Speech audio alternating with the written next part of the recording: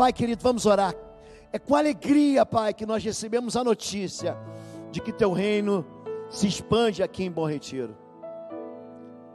Tudo isso é fruto, é colheita de uma semeadura de homens e mulheres com os olhos molhados, com os joelhos dobrados, que se humilham diante do Senhor, que se apresentam para servir ao Teu povo, Teu rebanho aqui na terra. Nós de fato existimos por uma só razão, para abençoar essas vidas e para Te adorar, como o único Deus e Teu Filho Jesus, como nosso Salvador. Nós pedimos então, que o Teu Espírito Santo continue governando, dirigindo, nos ungindo, nos abençoando, falando conosco, nos dando a direção, para que essa igreja seja conhecida como uma igreja que é a casa de oração para todos os povos. Te louvamos, Senhor Deus, Te agradecemos, em nome de Jesus, amém. Amém, queridos, amém. É nessa euforia, nessa alegria, que eu quero ministrar. Eu estava com o sermão pronto, aí mexi no sermão, mandei um outro sermão para a mídia, e aí depois que nós passamos a assembleia, eu falei, não é nada disso. A questão aqui não é o que pregar, porque eu quero pregar para que Deus fale com a igreja, é o alimento certo, correto. E eu falei, Deus, não é isso, Deus. E eu fiquei um pouquinho lá, sozinho, então eu vou pregar diferente daquilo que eu tenho pregado. Eu quero que você acompanhe, eu vou pedir ajuda do time do áudio, eu estou me vendo aqui. Já colocou? Calma, rapaz. Vamos ler 2 Crônicas, capítulo 1. Segundo livro das Crônicas, capítulo 1, a partir do verso 7 até o verso 14, conta uma história de um homem que sonha. Pode colocar 2 Crônicas, capítulo 1, verso 7, diz assim: naquela noite, pronto, está aqui, Deus apareceu a Salomão e lhe disse: peça-me o que quiser, eu darei a você. Salomão respondeu: tu foste muito bondoso para com meu pai Davi, e me fizeste rei em seu lugar. Agora, Senhor Deus, que se confirme a tua promessa a meu pai Davi, pois me fizeste rei sobre um povo tão numeroso quanto o pó da terra. Dá-me sabedoria e conhecimento, para que eu possa liderar esta nação, pois quem pode governar este teu grande povo? Disse Deus a Salomão: já que este é o desejo do seu coração, você não pediu riquezas, nem bens, nem honra, nem a morte dos seus inimigos, nem vida longa, mas a sabedoria e o conhecimento para governar o meu povo, sobre o qual o fiz rei. Você receberá o que pediu, mas também lhe darei riquezas, bens e honra, como nenhum rei antes de você teve, e nenhum depois de você terá. Até aí. Deus e Pai querido, nós buscamos a sabedoria do Senhor. Esse é o princípio. O temor do Senhor é o princípio da sabedoria. Existem tantas questões que temos que discernir, que temos que interpretar, que temos que decidir. E pedimos essa noite que o Senhor dê para a tua igreja, do Espírito Santo, do Espírito do conselho do Senhor, e desse Espírito de sabedoria. A tua palavra diz: pede-me e te darei as nações por herança. Deus, o Senhor dá sabedoria de graça a quem te pede, e nós essa noite pedimos com fé, e nada duvidando, e pedimos ao Senhor dar-nos sabedoria em nome de Jesus. Você pode dizer amém comigo? Como alguém pode rejeitar a sabedoria? Salomão, ele vai se tornar o homem mais sábio da face da terra. Ele escreveu 3 livros.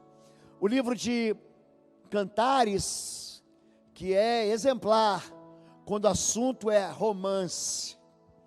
O livro de Provérbios, que fala da sabedoria sobre diversos aspectos, e dentro de temas os mais variados possíveis. E o livro de Eclesiastes, que tira fotografias da vida, e que não segue assim uma ordem linear de entendimento, mas vai liberando pepitas de ouro, joias do conhecimento de Deus, para que a gente possa olhar para o futuro e para o passado, não se perder na vaidade, porque ali ele diz, tudo é vaidade, tudo é névoa, tudo é correr atrás do vento. Então o princípio da sabedoria é teme ao Senhor, teme ao Senhor. Uma das áreas em que nós estamos sofrendo hoje, no nosso país, uma das áreas que mais tem recebido críticas, uma das áreas que produzem pessoas mais aprisionadas, por exemplo, é a área financeira. A gente precisa de sabedoria para tudo, para lidar no casamento, para lidar com filhos, para lidar no trabalho, para crescer dentro daquilo que a gente está fazendo ministerialmente. Eu preguei semana passada, não há crescimento sem uma liderança ousada, mas também não há crescimento sem sabedoria. E hoje a gente vê pessoas que estão economicamente sendo aprisionadas. Eu acho que a primeira razão pela qual a pessoa é derrotada financeiramente é a falta de sabedoria. Olha para a vida da pessoa que fala assim, ó, dinheiro não tem importância, dinheiro não serve para nada, eu não ligo para dinheiro. Olha para a vida dele, olha para a vida financeira dele. Aliás, a ausência da sabedoria com finanças é a razão de sofrimento, de baixa autoestima, de confusão familiar, de divórcio. Primeiro livro dos Reis, capítulo 4, verso 29. Como alguém pode ignorar a sabedoria que vem de Deus? Olha o que diz 1 Reis 4, 29. Deus deu a Salomão sabedoria, discernimento extraordinário e uma abrangência de conhecimento tão imensurável quanto a areia do mar. Salomão é riquíssimo. Salomão é um homem tão rico, que vinha gente, vinha reis, vinha pessoas poderosas para pedir conselho a ele. 1 Reis, capítulo 10, verso 23 e 24. A Bíblia fala a respeito, o rei Salomão era o mais rico e o mais sábio de todos os reis da terra. Agora, bote seu cinto de segurança, olha o verso 24. Gente, todo mundo pedia audiência a Salomão para ouvir a sabedoria que Deus lhe tinha dado. Sabe de onde vem a sabedoria, gente? De Deus. Não é que o sujeito usou uma estratégia dele, não é que o Salomão, assim, aprendeu na escola de economia, não, ele não fez faculdade de contabilidade, ele não pediu uma audiência com Warren Buffett, com esses ricos que tem, os ricaços, os milionários que mandam foguete para a lua, para o espaço. Ele pediu conselho para o Senhor. E ele é um homem que desfruta de tamanha sabedoria, que todo mundo quer uma audiência com ele. Mas me diz aí, qual é a razão? Tem gente que me pergunta assim, pastor, qual é a razão do crescimento da igreja? Qual é a razão da felicidade do teu casamento? Qual é a razão dos teus filhos no altar? Existe uma sabedoria que Deus dá e tem gente que ignora a sabedoria. Provérbios, Maurício, capítulo 13, verso de número 20. Provérbios 13, 20, fala de sabedoria. Aquele que anda com sábios será cada vez mais sábio, mas o companheiro dos tolos acabará mal. Você quer crescer? Anda com gente que cresce. Se humilhe. Deixa de ser orgulhoso, aprenda. Gente, eu aprendo com todo mundo. Eu visito uma igreja, pode ser a menor igreja, existe ali uma sabedoria. Existe algo que Deus deu para eles que eu posso pegar para mim. Eu posso ensinar, ou posso aprender a não cair. Eu posso aprender a não tropeçar. Ontem nós recebemos um pastor aqui, pastor Danilo, amigo meu, da pastora Fabíola, do pastor Igor, veio ministrar para os jovens. E ele veio lá, está alegre demais, porque a igreja dele está crescendo em Bauru. Ele ministrou para os nossos jovens e adolescentes. Gente, ele me deu uma palavra, eu troquei uma palavra com ele, de 2 minutos ou 3. Um jovem, um homem que deve ter aí uns 15, 20 anos menos do que eu, mas ele me deu uma palavra, e aquela palavra encontrou um abrigo no meu coração. Por quê? Porque era um conselho de Deus, a respeito da minha vida, e de alguém que está experimentando Deus no outro lado, em outro estado, do outro lado do país. A sabedoria faz com que as pessoas sejam atraídas. Você quer andar, você quer vencer no teu trabalho, siga o melhor. Você quer vencer na sua família, vai buscar conselho com gente que tem família no altar, que tem família unida, que tem filhos que caminham no Senhor. Tem um monte de gente buscando conselho de tolos. Tem um monte de gente buscando conselho nos YouTubes, que hoje em dia, a igreja tem um pastor, e tem 20 pastores na internet. Fica assim, pastor, mas o pastor fulano disse isso, mas o pastor fulano, eu pergunto assim, onde está escrito? A sabedoria está na palavra de Deus, querido. Eu cito aqui para você, eu fico pregando sobre finanças por vocês aqui, até amanhã de manhã. Agora, por favor, 1 Reis, capítulo 10, do verso 1 ao verso 7. Você vai ver o que aconteceu, lembra? 1 Reis, capítulo 10, do 1 ao 7. A rainha de Sabá, sabe quem era a rainha de Sabá? A rainha de um país que era a segunda maior potência depois de Israel. Todo o comércio entre esses países era os comércios como se fosse China e Estados Unidos hoje. A rainha de Sabá soube da fama que Salomão tinha alcançado, graças ao nome do Senhor. Foi a Jerusalém para pô-lo à prova com perguntas difíceis. Quando chegou acompanhada de uma enorme caravana com camelos carregados de passarinhos, diga assim, enorme caravana. Gente, não era um fusquinha com as malas sem rodinha, não. Uma enorme caravana. Ela foi lá para testar ele, gente, com perguntas difíceis, e continua assim. Grande quantidade de ouro e pedras preciosas fez a Salomão todas as perguntas que tinha em mente. Salomão respondeu a todas, nenhuma lhe foi tão difícil que não pudesse responder. Vendo toda a sabedoria de Salomão, bem como o palácio que ele havia construído, o que era servido em sua mesa, o alojamento dos seus oficiais, os criados, os copeiros, todos uniformizados, e os holocaustos que ele fazia no templo do Senhor, a visitante ficou impressionada. Diga impressionada. Impressiona. O que acontece na vida desse homem? Isso me impressiona. O que acontece no trabalho dessa mulher? Isso me impressiona. Como esse mover de bênção, isso me é impressionante o que acontece. Salomão, ele foi buscar de Deus sabedoria. Para quem diz que dinheiro não é importante, segura essa aí. Nos 5 primeiros livros da Bíblia, Gênesis, Êxodo, Levítico, Números e Deuteronômio, tem mais de 100 princípios de finanças. 100. Você acha que Deus coloca isso ali para quê? Para que você passe despercebido? 20% de todo o sermão do monte. Sabe o sermão do monte? No início do livro de Mateus, 20% disso tudo, de tudo que Jesus falou, é sobre finanças. Como é que você vem dizer para mim que dinheiro não é importante? Não, você está se enganando. Não é que dinheiro não é importante, é o amor ao dinheiro que não é importante. Mateus capítulo 6, verso 24. Olha o que diz Jesus sobre dinheiro. Mateus 6, 24. Ninguém pode servir a dois senhores, pois odiará um, repita comigo, amará o outro. E continua, ou se dedicará a um e desprezará o outro. Vocês não podem servir a Deus e ao dinheiro. Olha para mim, a questão aqui é amor ao dinheiro. É porque você, em vez de amar a Deus, você ama o dinheiro. O dinheiro quer ser amado. Você não entendeu ainda, gente?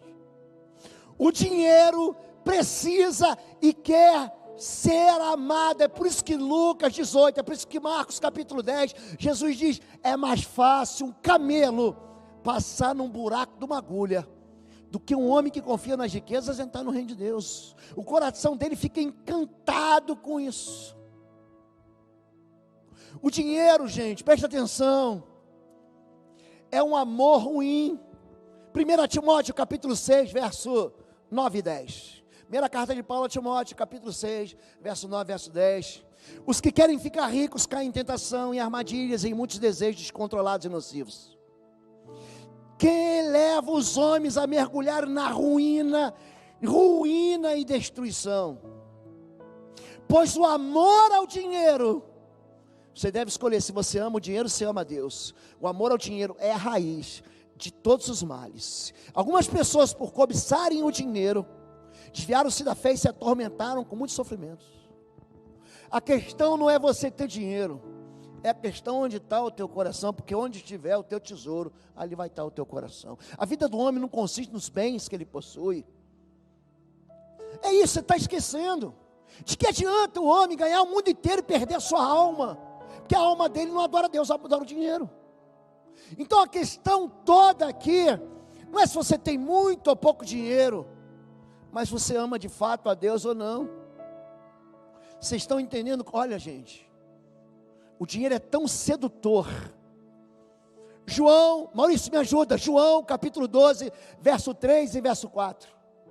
Verso 3 em diante, diz assim: então Maria, ela é irmã de Lázaro, irmã de Marta, pegou um frasco de nardo puro, um perfume, que era um perfume caro, derramou sobre os pés de Jesus e o enxugou com seus cabelos, e a casa encheu-se com a fragrância do perfume. Mas um dos seus discípulos, Judas Iscariotes, discípulo de Jesus, que viu o milagre com Jesus, que viu Jesus andando sobre as águas, que viu Jesus curar cego, que viu Jesus levantar aleijado, que viu Jesus expulsar demônio, Judas Iscariotes, que mais tarde iria traí-lo, fez uma objeção. Porque este perfume não foi vendido e o dinheiro dado aos pobres, seriam 300 denários. Ele não falou isso por se importar pelos pobres, mas porque era ladrão. Sendo responsável pela bolsa de dinheiro, costumava tirar o que nela era colocado. Você acha que roubar a Deus, roubar a oferta de Deus, isso traz bênção para a sua vida? Isso é sabedoria. Quer saber o que aconteceu com esse moço? Quer saber? Vou te contar então. Abre aí, capítulo 13, o capítulo seguinte de João. Pode abrir. Capítulo 13 de João. Não, acho que é verso 17. Pode botar. Verso 6.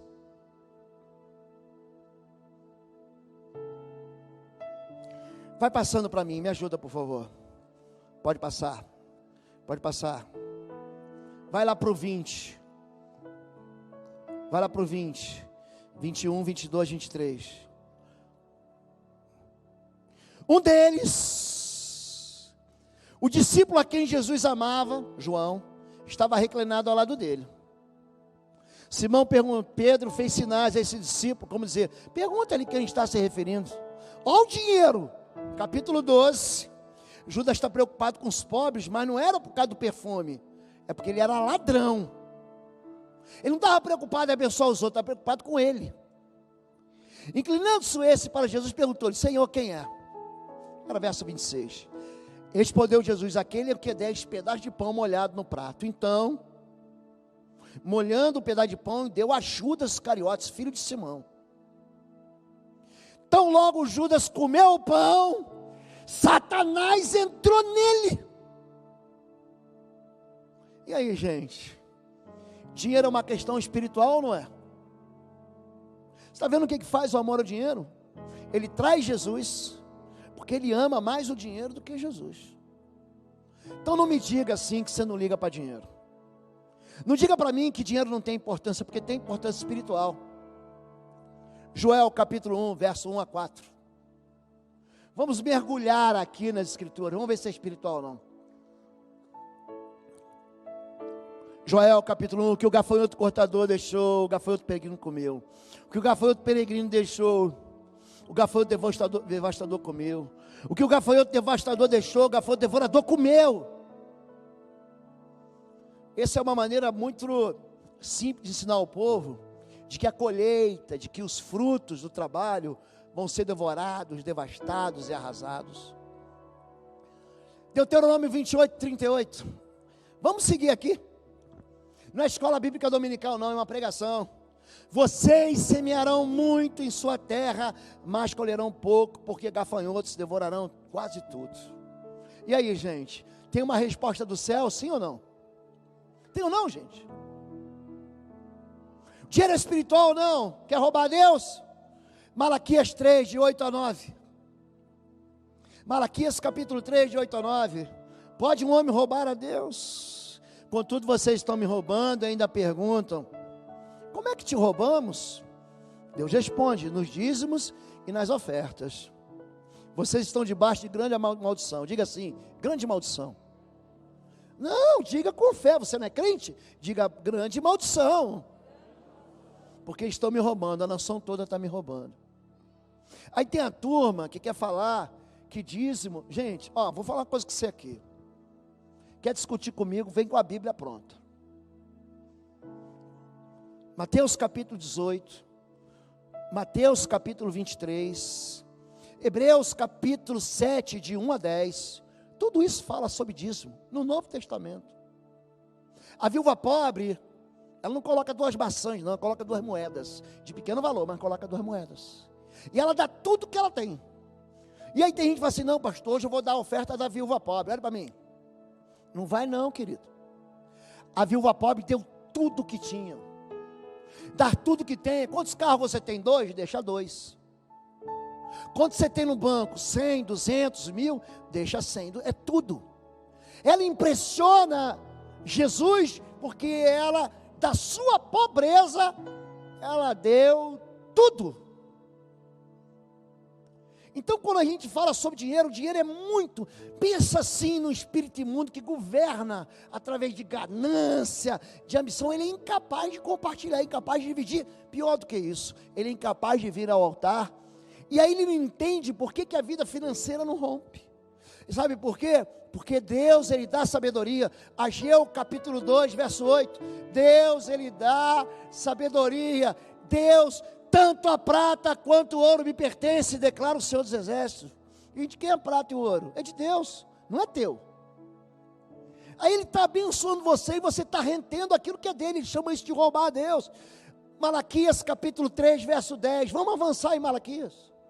Ele diz assim: tragam o dízimo todo ao depósito do templo, para que haja alimento em minha casa. Ponha a minha prova, diz o Senhor dos Exércitos, e vejam se não vou abrir as comportas dos céus e derramar sobre vocês tantas bênçãos que não terão de guardá-las. Gente, no versículo anterior ele fala: com maldição sois amaldiçoados, porque me roubam. Mas aqui ele diz: se você for fiel a mim, eu vou abrir janelas, eu vou abrir comportas, você vai receber tanto que você não vai ter onde guardar. E ele continua dizendo: impedirei que as pragas devorem as suas colheitas. Na tua versão e a minha assim: repreenderei o devorador. O espírito. Estava numa igreja, não lembro se já contei isso aqui. Um sujeito ficou possesso de um espírito imundo. Gente, quem aqui não é dissimista? Aí sempre aparece um gaiato: eu sou crente, mas eu não sou. Falei: me dá a menor nota que você tem. Gente, quando eu joguei a nota assim, aquele moço endemoniado comeu, devorou que nem um triturador, comeu aquela nota. Perguntei: quem é dizimista aqui? A igreja aleluiou. Me traz alguém a maior nota que você, a maior que você tem. Você joga assim, ele sai correndo. Você acha que o dinheiro não é espiritual? Claro que é. Você não pode servir a Deus e a mamão. Você vai amar um, você vai odiar um, você vai se apaixonar por um, e você vai desprezar o outro. Entenderam isso agora? Então, o primeiro grande erro das nossas fracassos, o primeiro grande erro é a gente dizer que não há sabedoria. O segundo grande erro é a gente viver de crédito. O banco vai te dar crédito, e crédito é caro. É caro. Romanos capítulo 13, verso 8. Crédito é caro. Romanos capítulo 13, verso 8. Não devam nada a ninguém, a não ser o amor um pelos outros, pois aquele que ama o seu próximo tem cumprido a lei. Querido, olhe para mim. Se livre dessas dívidas de uma vez por todas. Para de ficar parcelando no cartão. Para com isso. Pare com isso. A não ser que você sabe exatamente o que você está fazendo. Não, Deus vai me livrar, gente. Eu já ensinei. Maurício Almeida já ensinou. Fabiano Lopes já ensinou. Quando você escolhe fazer um empréstimo consignado, você está fazendo um acordo com o banco para ficar mais pobre. Nos próximos 2, 3, 4, 5 anos. Não se meta com isso. Não viva de crédito. Não gaste mais do que você ganha. Lucas capítulo 15, verso 12. Não seja irresponsável. Lucas 15, 12. O mais novo disse ao pai, o filho gastador, o filho pródigo: Pai, quero a minha parte da herança. Assim lhe repartiu sua propriedade entre eles. Lucas 12. Não muito tempo depois, o filho novo reuniu tudo que tinha e foi para uma região distante, e lá torrou a grana. Lá ele desperdiçou seus bens, vivendo irresponsavelmente. Gente, onde esse camarada vai parar? Endividado. Onde? Vocês estão entendendo por que nós não somos fiéis a Deus? Não é que Deus não está dando, Deus está dando. Aquele que é fiel no pouco, Deus vai ser fiel no muito. Querido, sabe por que você nunca recebe aquele dinheiro lá da justiça? Sabe por que você nunca rompe? Porque você não consegue ser fiel no pouco. Aí você pega o pouco e torra, e diz assim: não, para Deus não tem. Vocês estão entendendo isso, gente? Não deva nada a ninguém significa não viva de crédito. Número 3, trabalhe. Trabalhe. Gênesis capítulo 39, de 1 a 4. Trabalhe, porque Deus vai te abençoar. José havia sido levado para o Egito, onde um egípcio, Potifar, oficial do faraó e capitão da guarda, comprou os ismaelitas que o tinham levado para lá. O Senhor estava com José, de modo que este prosperou e passou a morar na casa do seu senhor egípcio. Quando este percebeu que o Senhor estava com ele, que o fazia prosperar em tudo que realizava, agradou-se de José, tornando-se administrador dos seus bens. Gente, José aqui é promovido de escravo a gestor do palácio, do ouvidor, do secretário de finanças, do ministro da fazenda do país mais rico do mundo. O trabalho é uma bênção. O trabalho não é maldição. Antes do trabalho não existia nem maldição. Gênesis capítulo 2, verso 15. Deus, ele forma o homem do pó da terra. Gênesis 2,15. O Senhor Deus colocou o homem no jardim do Éden para cuidar dele e para cultivar. É para trabalhar. Você acha que trabalho é ruim? Trabalho é bom demais. Eu trabalho sem parar. E tem gente que fala: não, eu quero ficar velho para me aposentar. Olha para mim, é ruim que eu vou me aposentar, como diz um bom carioca, mas não vou mesmo. Eu vou gastar o meu último fôlego de vida para ver o reino de Deus crescer, para ver esses rebanhos do Senhor grandes. Me aposentar? Você não me conhece. Gente, todo mundo descansa, eu descanso, gosto de férias, tiro meu dia de folga na semana, brinco com a minha família, reúno com os amigos para comer um cordeiro, com macarrão, com legumes, para rir na mesa. Você pensa o quê? Mas o trabalho é uma bênção. João capítulo 5, verso 17. Vamos ver se o trabalho é bom ou não. João 5, 17. Disse Jesus: meu pai continua trabalhando até hoje, e eu também estou trabalhando. Jesus diz isso. Então, o trabalho, e Deus abençoa, gente, a obra das mãos. O nosso Deus abençoa o trabalho. Agora preste atenção, não é só isso. De onde vem a sabedoria? Você precisa poupar, você precisa se preparar para o dia mau. Vamos lá, Maurício. Capítulo 41 de Gênesis, verso 17. Em Gênesis 41, 17. Vamos ver a história desse menino aí, José de novo. Então o faraó contou o sonho a José. Sonhei que estava em pé à beira do Nilo, quando saíram do rio 7 vacas, belas e gordas, que começaram a pastar entre os juncos. Depois saíram outras 7 raquíticas, muito feias e magras. Nunca vi vacas tão feias em toda a terra do Egito. As vacas magras e feias comeram as 7 vacas gordas que andavam, que tinham parecido primeiro. Mesmo depois de havê-las comido, não pareciam que o tivesse feito, pois continuavam tão magras como antes. Então acordei. O que Deus está falando com aquele rei? O faraó era o rei do Egito.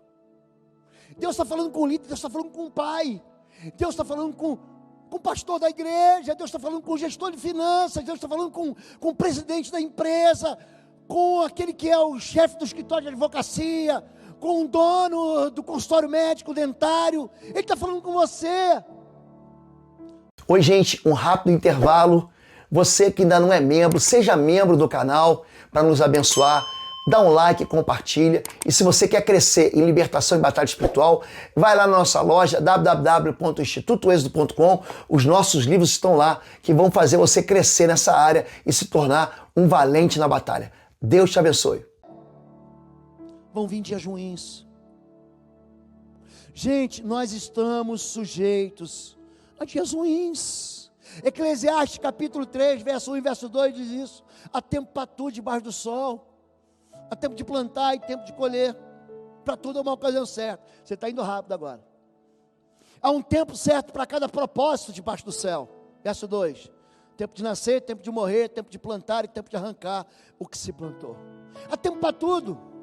Ninguém vai viver na mesma empresa para sempre. Não dá. As empresas morrem. A Xerox do Brasil era enorme, morreu. Hoje todo mundo tem uma impressora em casa. Aliás, nem se usa mais impressão. É tudo digital agora. A Blockbuster, gente, eu entrei na fila para alugar a fita. Lembra da fita VHS? Que se alugava, entrava na fila. Não tem. Volta amanhã, volta daqui a 48 horas que você entrava na fila da Blockbuster para alugar o filme daquele moço que ama a moça que está dentro do navio, que se choca com um grande iceberg chamado Titanic. Eu demorei 48 horas. Quando eu recebi o filme, eu já sabia o spoiler de tudo. Hoje alguém aluga a fita VHS. Lembra que você comprou um videocassete de 2 cabeças? Você lembra, gente?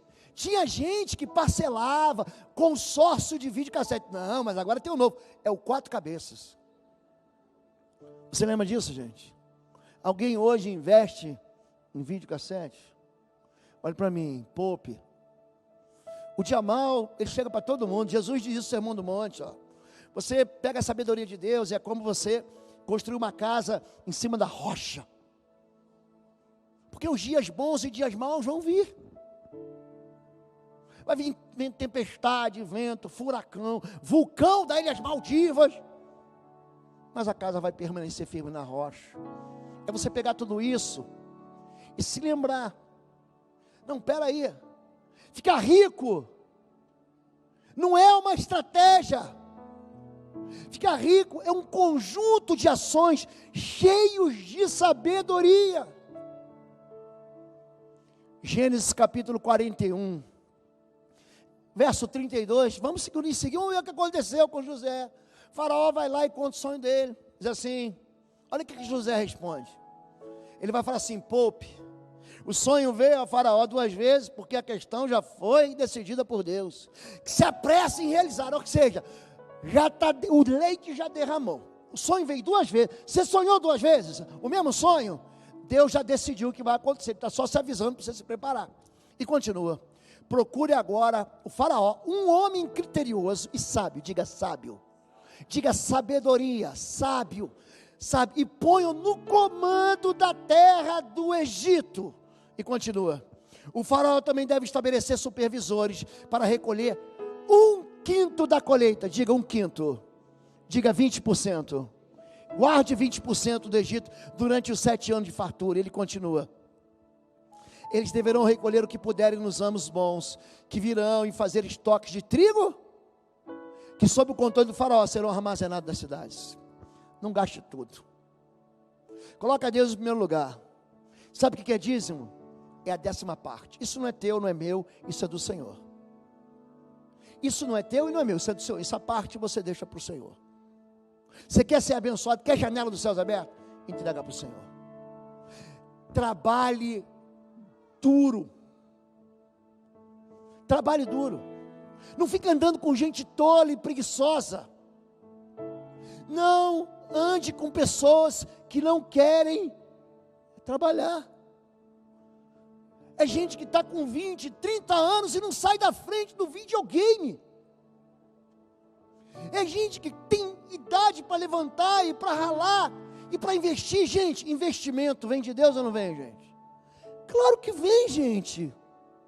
Deve haver um plano, deve haver um planejamento. Você deve, pastor, está sobrando dinheiro, querido. Não faça isso, querido. Não faça isso, seja sábio. Daqui a pouco a gente não tem mais energia, fica mais velho. Você não consegue lidar com tudo. E com aquilo que vem contra nós. Quantos planos de governo a gente já viu? Foi o plano Collor. Lembra do plano Collor? Vocês não eram nascidos então. Aí vem o plano Bresser. Aí vem o plano Verão. Aí vem o plano Real. Gente, isso mexe com a economia. Houve a quebra de 2008, lembra? Da crise do subprime, do mercado imobiliário americano, aquela bolha que explodiu. Gente, os dias maus virão. Então eu tenho que aprender a dizer não para aquilo que está me atraindo. E ser sábio. Ó, Faraó, é o seguinte: 7 anos de vacas gordas, sabe o que é? Você vai ter uma promoção, teu chefe vai te dar mais do que você precisa. Então, seja sábio. Em vez de você querer ostentar, para aparecer, baixa a tua bola e se prepara, porque o dia mal está vindo aí, porque vem 7 anos que a colheita vai ser dificultada. Olha para mim, igreja, invista.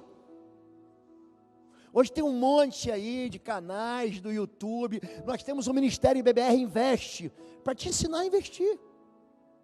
Eclesiastes capítulo 11, verso 1. Vamos lá, Maurício, me ajuda. Eclesiastes capítulo 11, verso 1. Vamos ver o que esse Salomão, ele vai falar. Eclesiastes capítulo 11, verso 1. Atire o seu pão sobre as águas, e depois de muitos dias você tornará a encontrá-lo. Reparta o que você tem. Olha só, ele diversificando investimentos, com 7 e até mesmo com 8, pois você não sabe que desgraça poderá cair sobre a terra. Quando as nuvens estão cheias de água, derramam chuva sobre a terra. Quer uma árvore caia para o sul, para o norte, onde cair ficará. Você não vai poder mudar o futuro. Quem fica observando o vento, não plantará. E quem fica olhando para as nuvens, não colherá. Assim como você não conhece o caminho do vento, nem como o corpo é formado no ventre de uma mulher, também não pode compreender as obras de Deus, o Criador de todas as coisas. Plante de manhã sua semente, e mesmo ao entardecer, não deixe as suas mãos ficarem à toa, pois você não sabe o que acontecerá, se esta ou aquela produzirá, ou se as duas serão igualmente boas. Invista diversificando. Ele pega o pão, o trigo, que ele está, Israel, se você pegar ali, primeiro livro de Reis, capítulo 4, primeiro livro de Crônicas, segundo livro de Crônicas, capítulo 1, gente, esse homem, ele governava desde o Eufrates, desde o Iraque até o Egito, ele governou a Pérsia, ele governou a Arábia Saudita, ele multiplicou o reino do pai dele por 10, o que Davi conquistou, ele multiplicou por 10, aí sabe o que ele fazia? Pegava a colheita dele, não era preguiçoso, eu estou aqui, eu vou viver descansando na rede. Gente, olha para mim, esse desejo que a gente tem, de nunca mais trabalhar, isso é do diabo. Sabe esse desejo da ociosidade? Eu quero ganhar na loteria, pastor, e nunca mais trabalhar, eu quero uma mega cena da virada. Isso é do cão. Esse desejo de nunca mais fazer nada, não vem do Senhor não, gente. Isso é Mamon querendo governar você. Ele pega 7, 8 navios, aí pega todo o recurso que ele tem, coloca num, 2, 3. Por que ele coloca o recurso? Ele está falando que você não tem controle sobre o futuro. Vai que o navio bate na pedra e afunda, você perdeu tudo. Vai que o navio é alvo de pirata ali na costa da Etiópia. Gente, você perde tudo. Então o que você faz? Investe um pouquinho. Você está trabalhando na tua empresa, você passou num concurso, abre um outro negócio, abre uma outra fonte, busca trabalhar. Gente, não descansa a tua mão até o entardecer. Eu estudei certa vez sobre a história do Japão, destruído, de joelhos, Os Estados Unidos, na Guerra do Pacífico, depois que acabou o teatro de operações europeu, ele coloca o Japão de joelhos e bota uma bomba em Hiroshima, e lança outra bomba na cara, acabou com o povo. Um povo derrotado, humilhado. Em 50 anos, os japoneses, aqueles tolos, aqueles bobalhões daqueles japoneses, trabalhando de sol a sol, e depois do sol, fizeram o Japão, na década de 80 e 90, ser a segunda maior megapotência do mundo, econômica, mais do que Rússia, muito mais do que China, um paizinho que é uma ilha desse tamaninho. Sabe qual é o nome disso? Diversificar investimento. Trabalhe. Olha para mim, querido. Sabe por que a gente sofre derrotas em todas as áreas? Nós não escutamos o Senhor. E quando a gente escuta o Senhor, a gente fala assim: não, vou fazer ouvido de mercador. Olha, mude sua vida hoje. Mude a sua história agora. Pastor, mas é difícil. Ninguém está falando que é fácil. Ninguém está falando que sair de uma dívida é fácil. Mas necessita de quê? De fé, de perseverança e de disciplina. A gente vem para a igreja e pede: Senhor, me abençoa, me abençoa, me abençoa. Mas a gente não quer trabalhar. Provérbios 21, 25. Provérbios capítulo 21, verso 25. Vamos ver o que a Bíblia diz sobre isso. O preguiçoso morre de tanto desejar e de nunca pôr as mãos no trabalho. É um monte de gente que sonha, mas não realiza nada. Querido, faz aquilo que você pode. Pastor, mas eu estudei. Eu anteontem, visitei um senhor, e ele é um empresário na área de construção civil. Esse homem, ele veio da Venezuela, deixou a esposa e filho na Venezuela, vive uma crise humanitária terrível. Ele ganha R$1.800 por mês. Sabe o que ele é? Ele tem duas formações: ele é geógrafo, ele é topógrafo. Sabe do que ele vive? De pintor. Ele não fica de preguiça. O que tem para mim? É rastelar, é capinar um lote? Eu vou capinar um lote. Nunca tive medo de trabalhar. Já limpei latrina, já trabalhei como entregador, era garoto. Eu trabalhava para o Jornal do Rio de Janeiro, que eu não quero citar o nome. O Jornal do Rio de Janeiro, no domingo, ele tinha eram crianças, naquele tempo trabalhar não era crime. Hoje, se criança trabalha, é um crime. Criança pode fumar maconha, cheirar crack, assaltar. Ninguém se escandaliza como uma criança mata alguém. É o menor. Hoje, quando a criança vai trabalhar, ai meu Deus, a criança está trabalhando. Que maldade. Eu trabalhava.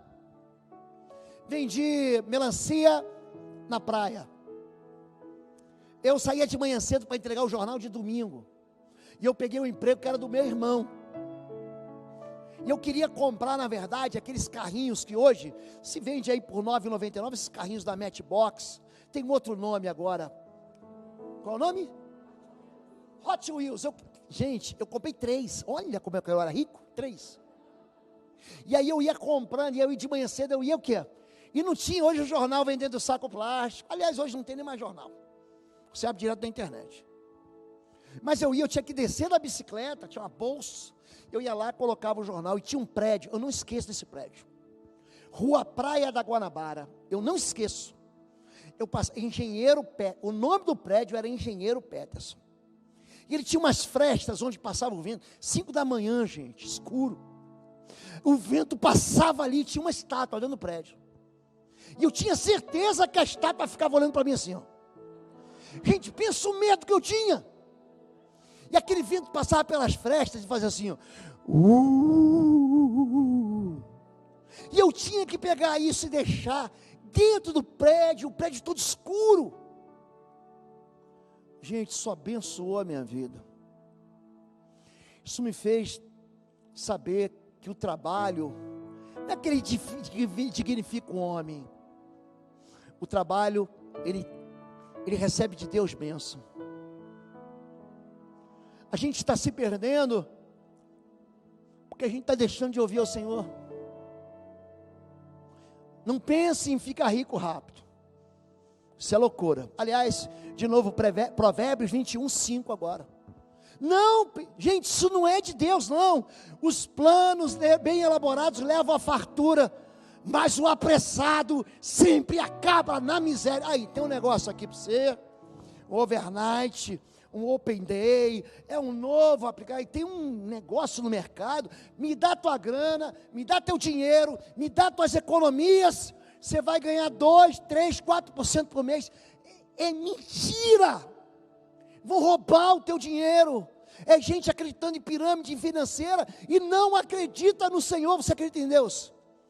Planos, diga planos, bem elaborados, vão me enriquecer, vão me trazer fartura, mas a pressa me leva para a miséria. Então não tem a ver com uma solução. Pastor, bota a mão na minha cabeça, pega o óleo da unção, aquele óleo que você trouxe de Israel, de Jerusalém. Pastor, eu quero prosperar. Queridão, aprenda com a sabedoria do Senhor. Aprenda com a sabedoria que Deus deu para o homem. Deus perguntou: o que você quer? Pode pedir aqui qualquer coisa. Eu quero ver o Coxa campeão do mundo. Ele podia pedir isso. Eu quero ver o Paraná de novo na primeira divisão. Olha, para Deus nada é impossível. Ele pede, sabe o que? Sabedoria. Porque você não me pediu dinheiro, você não me pediu fama, você não me pediu um nome honrado, você não me pediu destruição dos teus adversários, porque você me pediu sabedoria. Eu vou te dar tudo isso que você não pediu junto com a sabedoria. Não viva de crédito. Você vai ter que tomar uma decisão na sua vida. Cheque especial, crédito, não é dinheiro teu, é dinheiro dos outros, e você está usando como fosse teu, e está pagando caro por isso. Trabalhe. Meu pai, João 5,17, trabalha, até hoje eu trabalho com ele. Trabalhe. Poupo de mal. O dia da vaca gorda chega, então o dia da vaca magra também vai chegar. Então, poupe. Aprenda a investir. Não deixe a tua mão preguiçosa. Seja fiel ao Senhor. Não ignore o Senhor. A gente viu aqui em João 13:26 que Satanás entra num homem discípulo. Não era ímpio não, gente. Judas era discípulo de Jesus. Judas era batizado, estava na célula de Jesus, aqueles 12, sabe aquele grupo dos 12? Sabe o pequeno grupo? Ele estava lá. Satanás entrou nele. Cuidado para você não amar, para você não ser enganado e acabar amando a pessoa errada. Porque o amor de dinheiro, ele é raiz. Eu vou falar para vocês que são membros aqui. Mais uma vez. Eu, pastor Osvaldo Lobo, e todos os pastores dessa igreja, nós não tocamos em nenhum centavo, de recolhimento de dízimos, ofertas e nenhum, não toco. Eu não toco. Para que qualquer coisa aconteça, eu tenho que pedir permissão para a diretoria. A diretoria aprovando, eu levo o conselho de administração e finanças. E sabe quem que aprova isso? Vocês. São vocês que decidem o salário do pastor. São vocês, é a assembleia. A assembleia que decide se a gente vai construir aqui atrás um batistério, um ministério infantil, se a gente vai construir um restaurante. Pergunte os tesoureiros, pergunte o seu Joel, pergunte o Maurício, pergunte o Christian. Vê lá se tem alguma assinatura do pastor num cheque, veja. Sabe por quê? Porque esse altar aqui, ele é santo. Porque gente que rouba a oferta do Senhor, conta com o desfavor do Senhor. Como Hofni e Finéias, filhos de Eli, que roubavam das ofertas do Senhor. Você pode chegar para mim qualquer dia e fazer um teste. Pastor, eu vim entregar meu dízimo e sua oferta. Eu nunca vou pegar teu dízimo e tua oferta. Você quer ofertar? Procura o tesoureiro. Pastor, eu quero ser atendido. Quanto o senhor cobra? Eu falei, o quê? Quanto o senhor cobra? Querido, o que eu faço não tem preço. Se eu fosse cobrar pelo que eu faço, você ia ficar miserável, você ia à falência. Porque o que eu faço, que é levar o reino de Deus, levar o nome de Jesus, não tem preço. Porque vida eterna não tem preço, porque liberdade não tem preço, porque cura não tem preço. Porque família restaurada não tem preço. Porque filho no altar do Senhor não tem preço. Cuidado com quem você adora. Essa palavra encheu o meu coração hoje. Eu falei, Deus, eu estou tão acostumado a ensinar a igreja de outra maneira, mas eu gosto mesmo de pregar desse jeito aqui. Eu só trouxe essa palavra para abençoar a sua vida. E para encerrar, Salmo 68, verso 6. Só para a gente encerrar, chama um ministro de louvor aqui, todo o time do louvor, Clarice. Diz assim, Salmo 68, verso 6. Deus dá, diga, Deus dá um lar aos solitários, liberta os presos para a prosperidade, mas os rebeldes vivem em terra árida. Deus tira a gente da solidão, Deus faz o prisioneiro ficar livre, mas tem gente que escolhe, sabe o que? Viver no deserto. Você toma uma decisão hoje, quer continuar vivendo no deserto? Então viva no deserto.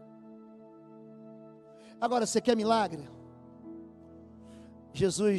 Deus diz em Ageu 2,8, minha é a prata, meu é o ouro. Aprenda isso, querido. Tem muita gente que está sofrendo, porque está desobedecendo ao Senhor. Eu falei que ia encerrar, mas eu me enganei. Ageu capítulo 1, verso 6. Vamos ver o que a Bíblia diz. Ageu capítulo 1, verso 6. Vocês têm plantado muito, colhido pouco. Vocês comem, mas não se fartam. Bebem, mas não se satisfazem. Vestem-se, mas não se aquecem. Aquele que recebe salário, recebe-o para colocar num bolso, numa bolsa furada. Por que isso acontece, pastor? Vamos perguntar para Deus, continua. Assim diz o Senhor dos Exércitos: vejo aonde os seus caminhos os levaram. Subam o monte para trazer madeira, construam o templo, para que eu me alegre e nele seja glorificado, diz o Senhor. Vocês esperavam muito, mas eis que veio pouco. E o que vocês trouxeram para casa, eu dissipei. Não foi o diabo não, eu dissipei com sopro. E por que eu fiz? Pergunta o Senhor dos Exércitos: por causa do meu templo, que ainda está destruído, enquanto cada um de vocês se ocupa com a sua própria casa. Por isso, por causa de vocês, o céu reteve o orvalho, a terra deixou de dar o seu fruto. Nos campos e nos montes, provoquei uma seca que atingiu o trigo, o vinho, o azeite, tudo mais que a terra produz. E também os homens e o gado, e o trabalho das mãos de vocês foi desperdiçado. Eu vou parar aqui. Sabe por que a gente sofre? Porque a gente ignora a sabedoria do Senhor. Deus diz, faz. Não vou fazer. Deus diz, não faz. Não, eu vou fazer. Ninguém hoje aqui vai sair inocente por essa porta. Ninguém, nessa área não. Eu poderia ainda ficar aqui mais 1, 2, 3 horas. Eu chamava o Maurício para me substituir, o pastor Marcos, o Fabiano, o pastor Igor, todos nós. Você acha que eu não fui derrotado nessa área? Você acha que eu não tropecei nessa área? Se eu contar aqui, um dia eu vou contar, vocês vão ficar de queixo caído. Só que o dia que eu escolhi obedecer ao Senhor, a partir desse dia, eu comecei a colher do fruto da abundância da terra. A partir desse dia, os meus celeiros, nunca mais, as minhas plantações, as minhas semeaduras, nunca mais foram abortadas. Gafanhoto não tem mais vida, não tem mais oportunidade na minha vida. Sabe por quê? Porque eu me apresento ao Senhor no altar. O altar é lugar de sacrifício. O altar é lugar de encontro com Deus, amém? Vamos ficar em pé em nome de Jesus. Podemos louvar ao Senhor? Vamos louvar ao Senhor e a gente ora depois do louvor. Feche seus olhos agora, vou convidar os pastores. Nós vamos orar pela vida de vocês. E vamos pedir a Deus, como Salomão pediu sabedoria. Sabedoria para nós, sabedoria para vocês. Não ignorem isso. O justo, Deus leva para a prosperidade. O ímpio, o rebelde, continua na terra árida. Se você puder, feche seus olhos agora em nome de Jesus. Se você quiser, abaixe sua cabeça. Se você tem alguma área na sua vida que você quer consertar com Deus, você tem medo de ser fiel, você olha para a tua vida, pastor, como eu vou conseguir? A questão não é o que você vai conseguir, é aquilo que Deus vai fazer para você, é aquilo que Deus vai proporcionar para você. Glória, honra e riquezas vêm do Senhor. Se você fizer a tua parte, Deus vai fazer a parte dele. Honra o Senhor com as primícias da tua renda, da tua fazenda, e o Senhor fará transbordar os teus lagares e vai trazer fartura aos teus celeiros. Se você quer isso para a sua vida, coloca a sua mão no seu coração, eu vou orar por você.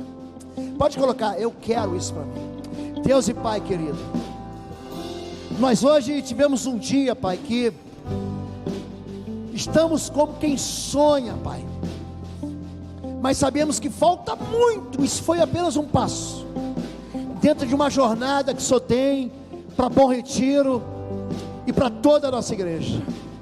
Nós queremos confessar diante do Senhor nossa incredulidade, nossa deslealdade, nossa infidelidade. Nós queremos pedir perdão ao Senhor pelas vezes que comparecemos diante do teu trono de mãos vazias. Hoje nós te entregamos sacrifício de louvores. Hoje nós entregamos vidas sendo batizadas e mergulhadas e passando pelas águas. Hoje te entregamos, Senhor Deus, nossa adoração. Mas queremos ser plenamente, totalmente fiéis em tudo a Ti, Pai. Recebe o nosso coração arrependido. Recebe o nosso coração quebrantado. Recebe o nosso coração, Pai, que olha para trás e fala, por que eu fiz isso? Mas hoje recebemos do Senhor sabedoria. Decidimos abandonar, Pai, uma vida que se dedica a mamão em vez de adorar e amar o Senhor. Queremos sabedoria para nos livrar de dívidas. Queremos do Senhor discernimento para investir, para poupar. Não deixa a gente caminhar no conselho do tolo. Ó Pai, queremos nos juntar aos sábios, aqueles que têm vencido, aqueles que têm multiplicado sobre a terra. Queremos ouvir a Tua voz, Deus. Dá nas nossas mãos as chaves, para que os ferrolhos de ferro sejam abertos, para que o cativeiro sejam quebrados, para que Teu nome seja honrado, e que Teu povo, Pai, o Teu povo celebre ao Senhor e diga, não há Deus como o Senhor. Espírito de Deus, que convence o Teu povo. Agora, Seu Deus, continua nos levando nessa jornada de fé, em nome de Jesus. Amém, amém e amém. Dê um amém e aplauda o Senhor, aplauda o teu Deus em nome de Jesus. Glória a Deus. Tenha uma boa semana. Você vai sair daqui com a palavra de Deus. Se você não tem igreja, ainda não foi batizado, é necessário, é um princípio de cobertura espiritual. Você precisa da igreja, você precisa de pastoreio, você precisa da bênção de viver debaixo da ordenança do Senhor, que é o batismo. Não deixe de viver os planos e sonhos do Senhor para a sua vida, amém? Levante as mãos, pastores. Que o amor de Deus, o nosso Pai, a graça do nosso Senhor e Salvador Jesus Cristo e as consolações do Espírito Santo de Deus sejam sobre sua vida agora e sempre, sobre sua casa, sobre tudo aquilo que leva o teu nome, em nome de Jesus. Amém, amém, amém. Amém, queridos. Boa noite, boa semana. Deus abençoe. Quarta-feira tem quarta-feira e domingo que vem inauguração do Talmidim. Fica com Deus, gente.